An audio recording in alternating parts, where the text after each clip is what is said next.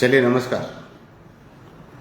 आज हम लाइव इसलिए है कि कुछ काफ़ी बातें मुझे करनी है और वो बातें जो है आप सबके सामने होनी चाहिए, क्योंकि मेरा फैसला नहीं है, क्योंकि आप सब ने मुझे चुनाव जिताकर सांसद बनाया है।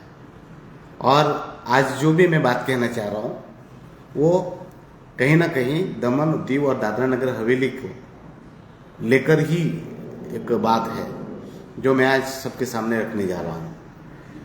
तो ये काफ़ी समय से मैं सोच रहा था कि ये प्रदेश हित के लिए मुझे कुछ अब ठोस कदम उठाने पड़ेंगे, क्योंकि चुनाव जीतने के बाद 14 महीना हो गया है।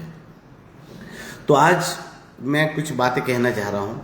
और प्रथम तो मैं ये रिक्वेस्ट करना चाह रहा हूँ कि दमन, दीव और दादरा नगर हवेली के प्रशासन ने एक बहुत ही दुर्भाग्यपूर्ण कल ऑर्डर किया था कि नानी दमन की जेटी पर गणपति जी विसर्जन से रोक लगाई थी, पर कल तो काफ़ी लोगों ने किया, ऐसा मुझे उन्होंने बताया भी।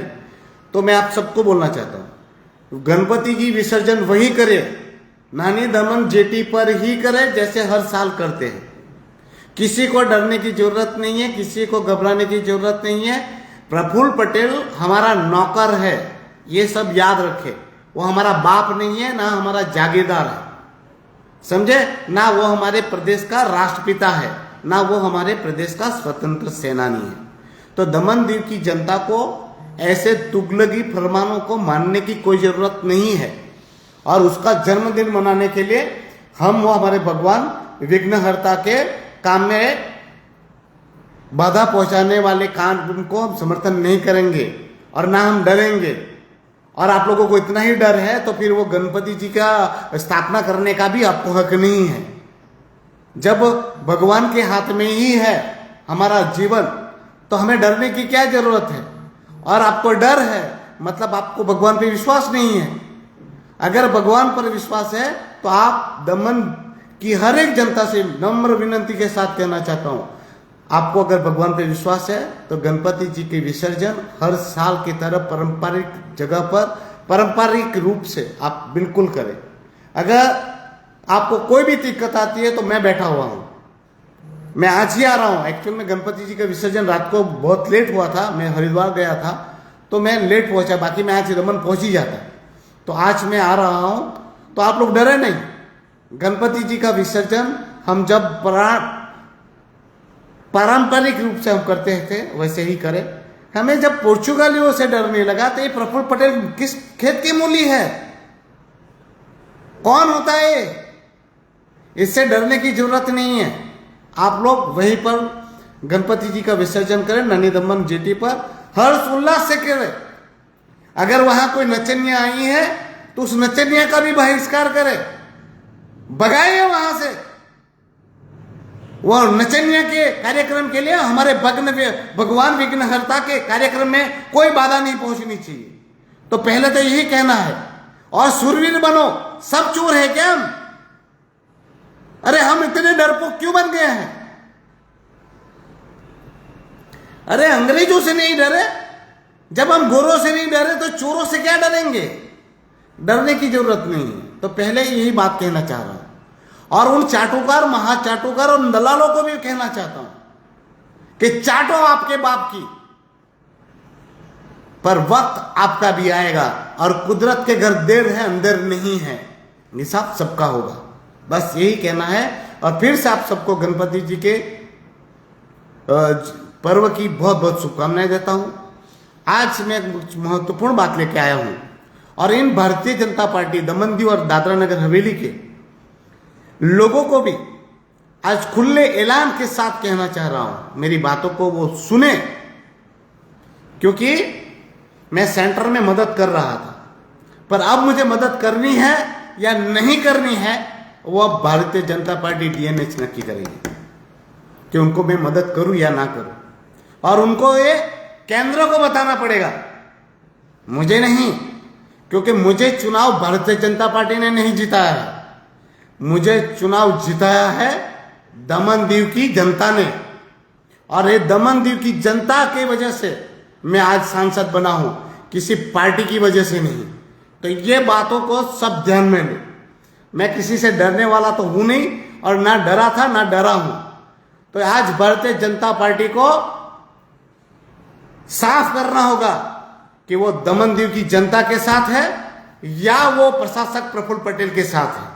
क्योंकि जब भी मैंने मोर्चा प्रफुल्ल पटेल के खिलाफ खोला है तो ये भारतीय जनता पार्टी के चाटुकारों ने, भारतीय जनता पार्टी के उन ठेकेदारों ने जो प्रशासक प्रफुल्ल पटेल के एजेंट बनकर प्रफुल्ल पटेल की तरफदारी की है।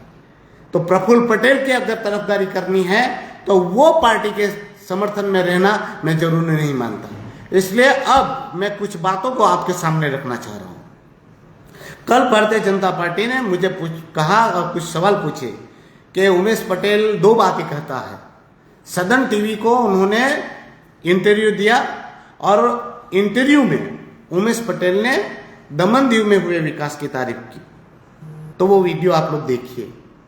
मैंने वहां पर तारीफ की है केंद्र की योजनाओं की। प्रधानमंत्री, यशस्वी प्रधानमंत्री नरेंद्र भाई मोदी द्वारा हमारे प्रदेश को जो अमूल्य अतुल्य भेंट दी गई, मेडिकल कॉलेज, इंजीनियरिंग कॉलेज और वो विकास प्रोजेक्ट, वो केंद्र सरकार ने दिए। तो मुझे किसकी तारीफ करनी चाहिए?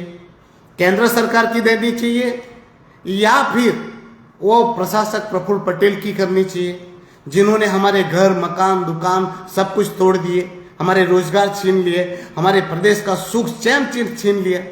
तो मुझे किसकी तारीफ करनी चाहिए?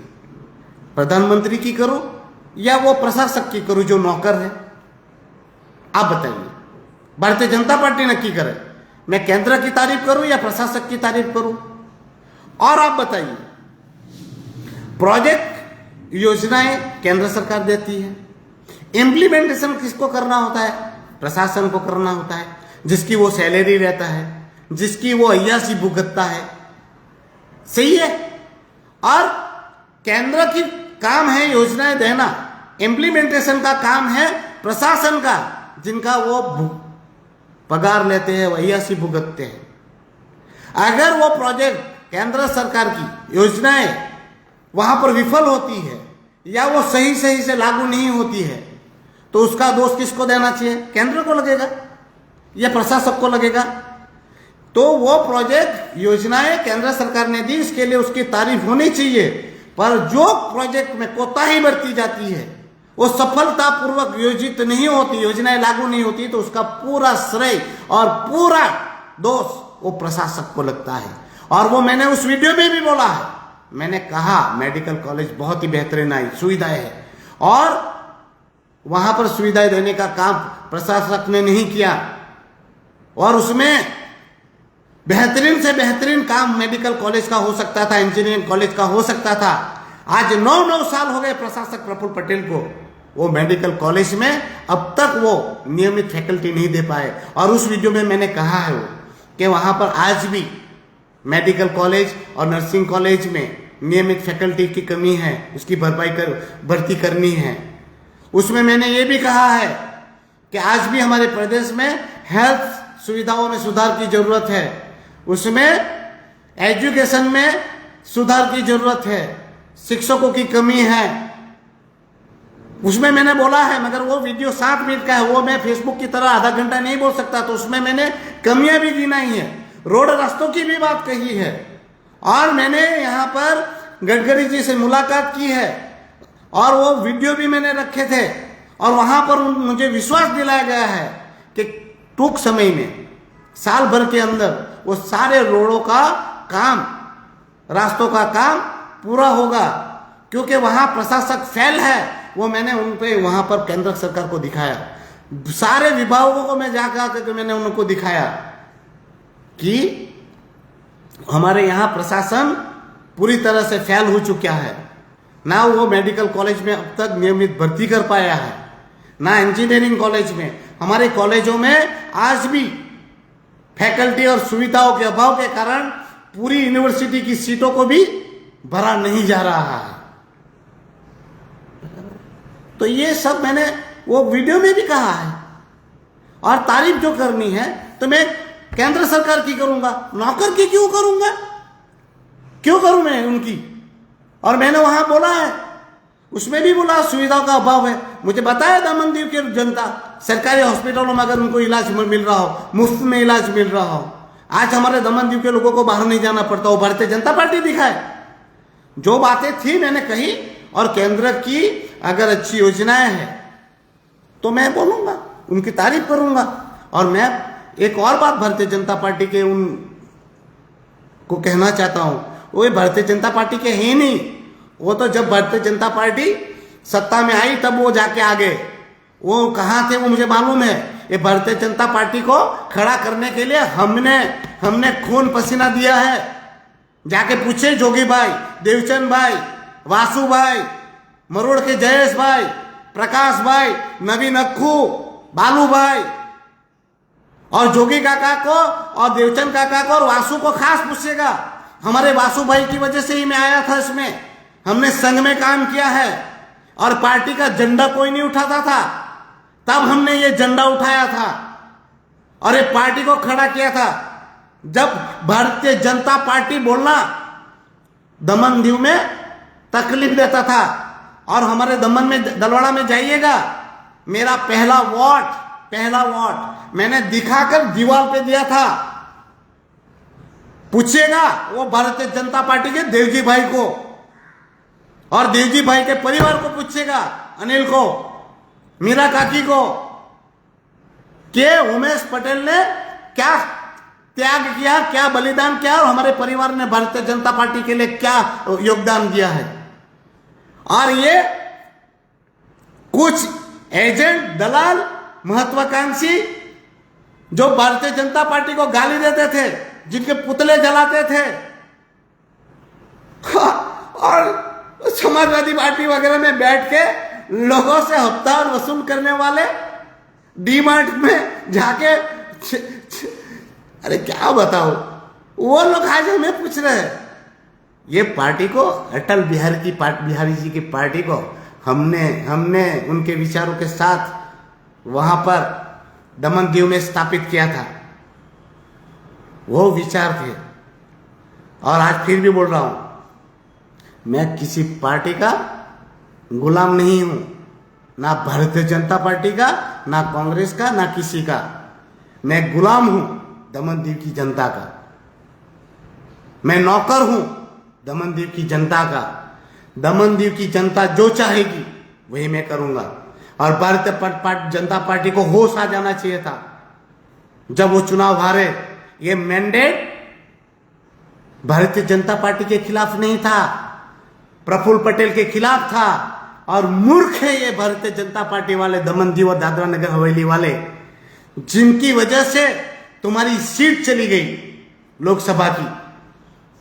और सबसे मुझे दुख होता है जब मैं लालू भाई को, प्रशासक प्रफुल्ल पटेल की बर्थडे विश करते हुए देखता हूं या उनकी वाहवाही करते हुए देखता हूं। आप हारे क्यों लालू भाई? ये भारतीय जनता पार्टी दमन दीव सीट क्यों हारी? किसकी वजह से हारी? जिसने आपको हराया उसका ही आप गुणगान कर रहे हैं। तो दादरा नगर हवेली का तो सीट पे आप हारी गए हैं। वो तो डेलकर जी के परिवार ने क्या सोचा कि वो आपकी पार्टी से लड़ गए। उनको कौन सा विश्वास दिलाया था कि वो आपकी बातों में आ गए? वरना प्रशासक प्रफुल्ल पटेल के विरोध में तो दादरा नगर हवेली की पूरी जनता थी, और वो वहां पर भी 1 लाख जितने वोट चले गए। डेलकर जी की इतनी शहादत के बाद उतना गुस्सा था, मगर डेलकर जी के प्रति लोगों को सहानुभूति थी, तो उनके परिवार की वजह से वो भारतीय जनता पार्टी डीएनएच में भी सीट जीती। और दमन दीव के इतने महान मूर्ख भारतीय जनता पार्टी वाले मैंने कहीं नहीं देखे। इतने मूर्ख कैसे हो सकते हैं जिन्होंने पूरी सीट हरा दी, आपकी पूरी राजकीय दादरा नगर हवेली में बीजेपी को साफ कर दिया, और आप लोग वाहवाही कर रहे हैं। जो हिंदुस्तान भारतीय जनता पार्टी का सुपड़ा साफ कर रहा है, उसकी स्तुति का करिए, आप लोग करते रहिए, मुझे नहीं फर्क पड़ता। पर आज मैं कुछ अहम बातें आपके सामने करने जा रहा हूं। मैं आपको वापस बोल रहा हूं, प्रफुल्ल पटेल ना हमारे प्रदेश का राष्ट्रपिता है, ना वो स्वतंत्र सेनानी है, ना वो जागीरदार है, ना उनके पुण्य पिताजी खोड़ा भाई को हमारे प्रदेश को उनको कन्यादान दिया है। प्रशासक प्रफुल्ल पटेल हमारा नौकर है और मेरी जनता का नौकर है, और वो जनता का मैं चुना हुआ प्रतिनिधि हूं। तो प्रफुल्ल पटेल मुझसे प्यार से बात करे, तमीज से बात करे, और हमारी जनता से भी तमीज से बात करे। नौकर हो आप, और जिसकी आपको तनख्वाह मिलती है, आप जो अय्याशी कर रहे हो हमारे पगार की वजह से, हमारी वजह से कर रहे हो। तो मैं कभी भी प्रशासक प्रफुल्ल पटेल की तारीफ नहीं करूंगा। अगर वो काम भी कर रहा है तो वो काम की सैलरी पा रहा है, वो अय्याशी भुगत रहा है, कमा रहा है। और वो हमारे प्रदेश में जिन्होंने विकास के नाम पर विनाश किए, उसके लिए उसको माफ नहीं करेंगे हम। हमारे लोगों के सुख चैन जो छीने उसके लिए हम उनको माफ नहीं करेंगे। उन्होंने विकास के नाम पर विनाश किया प्रदेश का। प्रदेश के लिए केंद्र की बहुत सारी योजनाएं हैं, वो अमल में नहीं आ रही है। मैंने हार्बर प्रोजेक्ट के लिए भी बोला, वो ड्रेजिंग का कार्य भी मोदी जी ने बहुत ही हमारे लोगों की सोच के साथ उन्होंने कार्य योजना दी, मगर आज तक प्रशासक ने वो योजनाएं शुरू नहीं की। क्यों नहीं की? मैं योजना की तारीफ करता हूं, मगर अगर योजनाएं अभी तक शुरू नहीं हुई, उसके लिए जिम्मेवार कौन है? उसके लिए जिम्मेवार है प्रशासक प्रफुल्ल पटेल। ये नौकर का जन्मोत्सव मनाया जाएगा, उनकी जन्माष्टमी मनाई जाएगी, उनके जन्मदिन के अवसर पर हमारे भगवान विघ्नहर्ता की विसर्जन में बाधित किया जाएगा, और हम चुप बैठे। अरे ये होता कौन है? और मुझे दुख इस बात पर होता है कि हमारे हिंदू संगठन क्यों चुप हैं। वो ये आलन फालन में आकर कैसा भी ऑर्डर निकाल देता है और वो एक स्टेटमेंट नहीं कोई देता है। हमारे हिंदू शमशान भूमि को तोड़ने की बात करता है, हमारे मंदिरों को तोड़ता है, और हमारा हिंदू संगठन चुप है। यार हिंदू संगठन क्यों बनाया है आप लोगों ने? कम से कम ऐसे मैटरों में तो आप बोलिए। चलिए छोड़िए, अब मैं क्या बोलूं। अब दादरा नगर हवेली और दमन दीव के भारतीय जनता पार्टी वाले जो मेरी बात को सुन रहे वो सुन लीजिए। अब मुझे दमन दीव और दादरा नगर हवेली के लोगों का अपार प्रेम प्राप्त है, और मुझे दमन दीव की जनता ने जिताया है आपके प्रशासक प्रफुल्ल पटेल के विरोध में, और आज भी वही आस रखते हैं मुझसे। कुछ गंजेड़ी बंगेड़ी जिनका कोई काम धंधा नहीं है, वो 500 हजार रुपया लेकर और अपने निहित स्वार्थ के लिए वो चाटुकारिता में लगे हुए प्रशासन की। उनकी से वो भी मुझे सवाल पूछते हैं कि आपने वो प्रशासक को हटाने के लिए बोला था। आज भी मैं हृदय के हाथ पे रख के बोलता हूं, प्रशासक को हटाने के लिए मैं 24 घंटा काम कर रहा हूं। पर आपके नालायक भारतीय जनता पार्टी के पदाधिकारी, उनके हरामखोर सरपंच, जिला पंचायत के मेंबर और उनके प्रमुख, वो लिख के देते हैं कि प्रशासक बहुत अच्छा काम कर रहा है,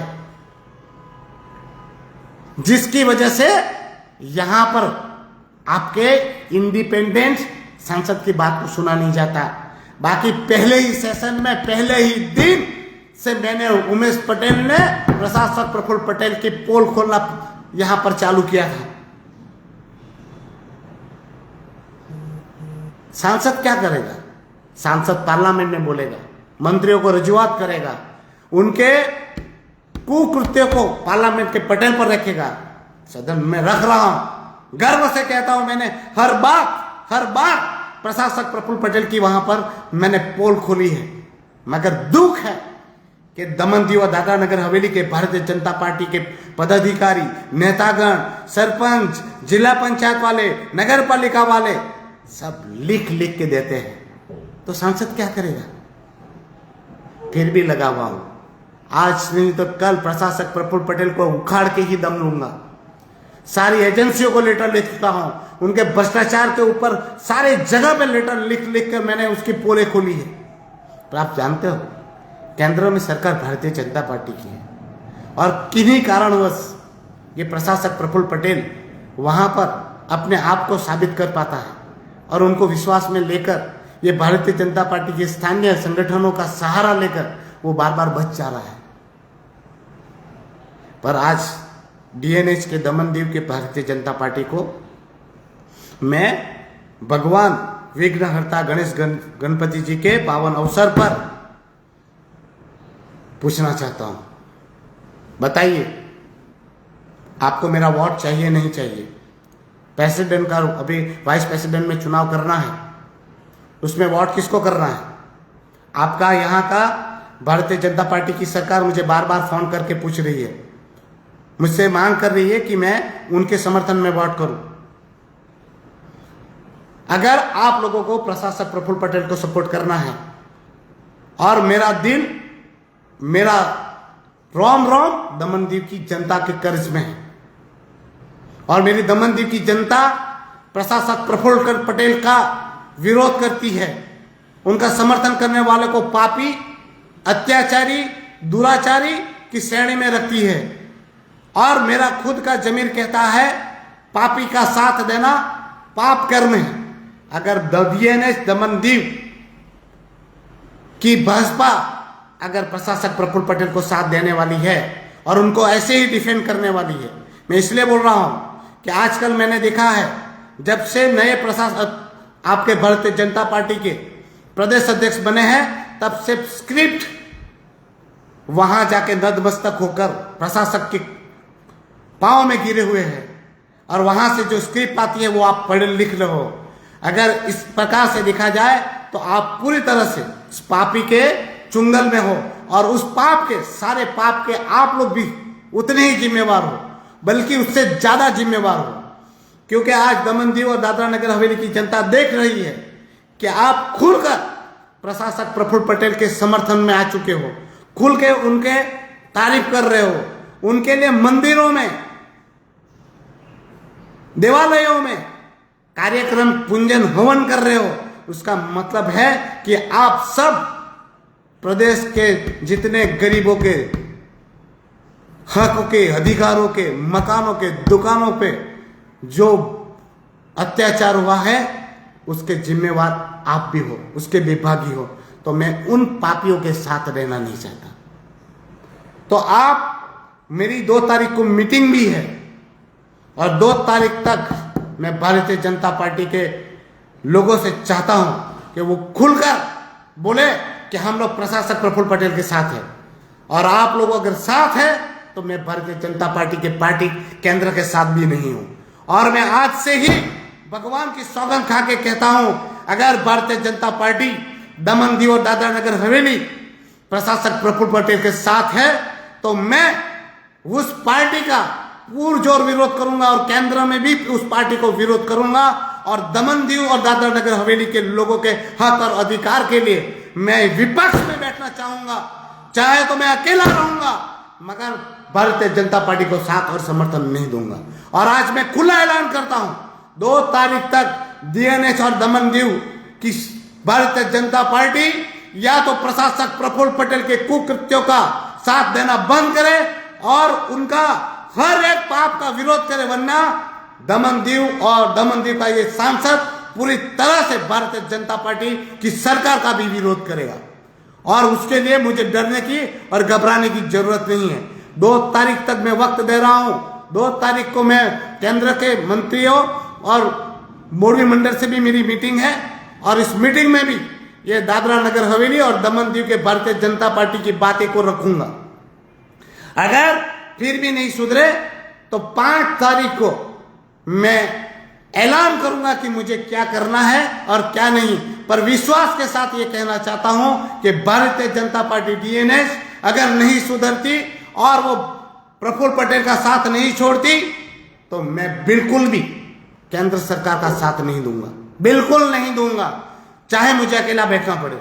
और उन भारतीय जनता पार्टी डीएनएच और दमनदीव के पदाधिकारी महेश सागरिया, दुष्यंत पटेल और वहां पर एक चाटुकार है, महा चाटुकार, उन तीनों को एक साथ एक साथ एक मंच पर बुलाता हूं और मैं अकेला आता हूं और डिबेट हो जाए और हो जाए कि कौन सच्चा है और कौन झूठा है। डीएनएच दमन दीव के महेश सागरिया जी, दुष्यंत पटेल जी, आपको मैं चुनौती देता हूं कि आइए हम एक मंच पर आते हैं और लाइव डिबेट करते हैं और उसमें आप ही जज नियुक्त कीजिए।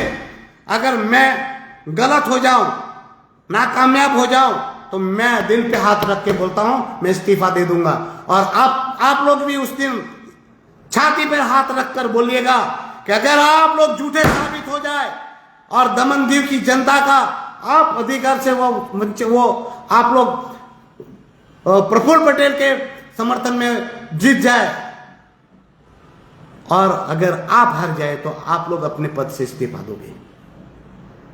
आज मैं चुनौतीपूर्ण कह रहा हूं और ये भगवान की सौगंध खा के कह रहा हूं और मैं डरता किसी से नहीं हूं। और प्रशासक प्रफुल्ल पटेल को और भी जितने हथकंडे लगाने हैं लगा ले। उमेश पटेल तुम्हें उखाड़ के ही रहेगा। और फिर से वो 2-4 गंजेड़ियों को कहना चाहता हूं, गंजेड़ियों, तुम्हारा बाप कितने दिन है वो देख लेना और उसके बाद तुम्हें कहां रहना है वो भी देख लेना, समझे? देखना दमन दीव में ही है और दमन दीव की जनता देख रही है। फिर तुम्हारा हाल क्या होगा वो तुम लोग देखना। तुम्हारा हाल वो कुत्तों जैसा हो जाएगा, ना घर का ना घाट का। बस यही कहना है। फिर से दमन दीव की जनता को गणपति जी की शुभकामनाओं के साथ विनंती है कि विसर्जन आप लोग वही कीजिए, नानी दमन जेटी पर ही कीजिए। कोई डरने की जरूरत नहीं है, घबराने की जरूरत नहीं है। और ये मेरा खुला ऐलान है, 5 तारीख तक अगर भारतीय जनता पार्टी नहीं सुधरी तो अपन विपक्ष में बैठेंगे। और विपक्ष में भी कहाँ बैठेंगे, अकेले रहेंगे और साथ में रहेंगे। किस साथ में रहेंगे वो आपको मैं 5 तारीख को बिल्कुल बताऊंगा। धन्यवाद।